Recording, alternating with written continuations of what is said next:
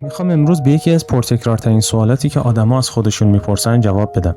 سوالی که شاید صدها بار جای مختلف شنیده باشی ولی جوابش رو هیچ وقت درست و حسابی نگرفتی. سوال اینه: جهان اینقدر بزرگه که زمین توی این پهنای بی انتها حتی یه ذره غبار هم نیست. پس چرا باید برای خدایی که میلیاردها کهکشان آفریده ما مهم باشیم؟ آیا اصلا خدا جهان بین عظمت رو فقط برای ما ساخته؟ اول باید یک فرض پنهان رو در بیاریم و زیر ذره بین بذاریم. اون فرض اینه که هرچه ابعاد چیز بزرگتر باشه با اهمیت تره. اما هیچ رابطه و تلازم منطقی بین ابعاد و اهمیت وجود نداره.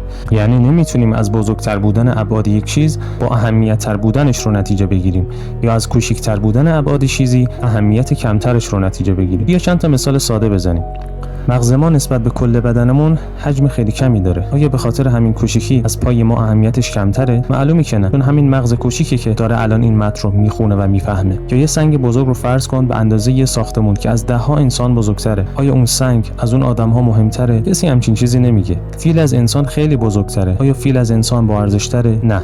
پس میبینی که بین حجم و اهمیت اصلاً یه رابطه منطقی وجود نداره. این یه جور مغالطه است، شبیه همون مغالطه توسل به اکثریت که چون چیزی بیشتره یا بزرگتره پس درست‌تره یا مهمتره. پس اگه حجم و ابعاد معیار نیست، معیار واقعی چیه؟ اینجا میرسیم به یه نکته خیلی مهم. اهمیت تابع نوع وجوده، نه تابع اندازش. یه مثال خیلی ساده بزنم که همه باهاش حس مشترک داریم. یه بچه که داره گریه میکنه و درد میکشه رو هممون از یه سنگ بزرگ مهمتر میدونیم. فرقی هم نمیکنه اون سنگ چقدر بزرگ باشه، حتی اگه اندازه یه کوه باشه. چرا؟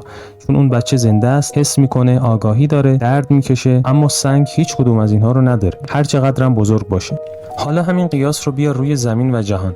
زمین تا جایی که میدونیم تنها جایی توی این پهنای کیهانیه که روش موجود زنده هست، که آگاهی است، که کسی هست که میفهمه و انتخاب میکنه. به همین دلیل جایگاه وجودی زمین برای ما خیلی فراتر از یه سیاره کوچیکه، چون تنها نقطه‌ایه که زندگی توش جریان داره. پس کوچیک بودن زمین یا انسان اصلاً نباید اهمیتش رو پایین بیاره، بلکه اون چیزی که اهمیت داره کیفیت وجودشه، نه اندازش.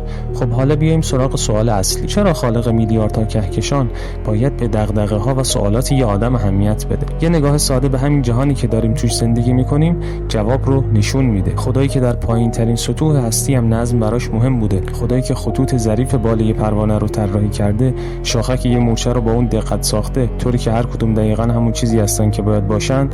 چنین خدایی به طریق اولا برای پرسش‌های بنیادین تنها موجودی که آگاهی و اختیار داره، یعنی انسان، اهمیت قائله. این اصلا چیز عجیبی نیست. چطور ممکنه به سوال و دغدغه موجودی که میتونه بفهمه، انتخاب کنه و حتی بپرسه که من مهمم یا نه، بی توجه باشه؟ حالا یه سوال دیگه هم معمولاً همراه این سوال اصلی میاد. اونم اینه که مگه میشه خدا کل این جهان رو فقط برای ما آفریده باشه؟ چون اگر جهان برای ما ساخته شده باشه، چرا این همه فضای خالی و غیر قابل سکونت ساخته؟ بیشتر کهکشان‌ها، بیشتر سیاره‌ها، بیشتر فضای جهان اصلاً برای زندگی ما قابل استفاده نیست و ما اصلاً از وجودش هم باخبر نیستیم.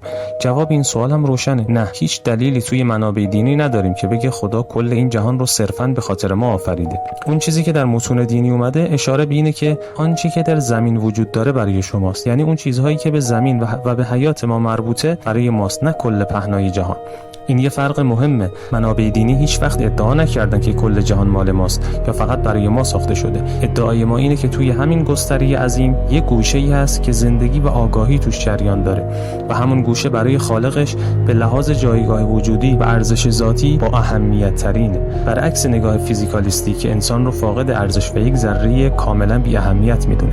و در آخر خوشحال میشم که نظرت رو بخونم و دربارش گفتگو کنیم. اگه از این نوع محتوا که به سوالهای فلسفی و اعتقادی میپردازه خوشت میاد، ویدیو رو لایک کن و کانال رو سابسکرایب کن تا ویدیوهای بعدی رو از دست ندی. ممنون که تا آخر ویدیو همراه ما بودی.